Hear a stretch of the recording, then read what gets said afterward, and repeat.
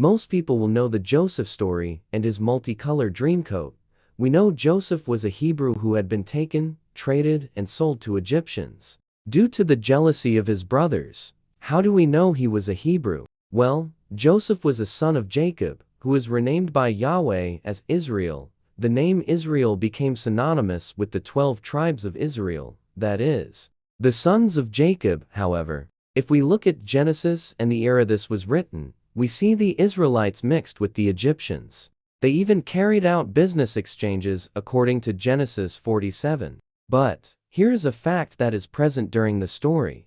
Joseph's brothers did not know who he was when they stood before him in Pharaoh's palace, Egypt. So here, fact check: Egyptians were dark-skinned or black is supported by several types of evidence, including historical texts, artistic depictions, genetic studies, and the cultural context of Egypt's location. Egypt is located in North Africa, and ancient Egyptians were part of the African continent, according to Brace C.L. Nelsonire, Seguchi, N., and others. 2006 Old World Sources of the First New World.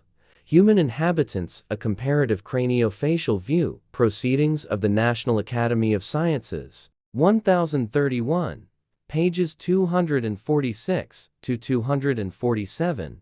Given Egypt's climate, hot and sunny, darker skin would have been an adaptive trait, helping to protect against UV radiation. Some ancient texts, according to source Herodotus, 1987, The Histories Aubrey D.S. Lincourt Trans under Penguin Classics, describes Egyptians as having dark skin. Herodotus described the Egyptians as, quote, melanchrous, meaning dark-skinned and woolly-haired, drawing a clear distinction between them and lighter-skinned Greeks and Asians. Here are some more recent facts regarding their genetics. According to Shunem and Vijay, Peltier, Welt B. al. 2017, ancient Egyptian mummy genomes suggest an increase of sub-Saharan African ancestry in post-Roman periods. Nature Communications, 8101569. For discussion, this genetic study analyzed DNA from ancient Egyptian mummies and found evidence of genetic diversity with significant interactions between African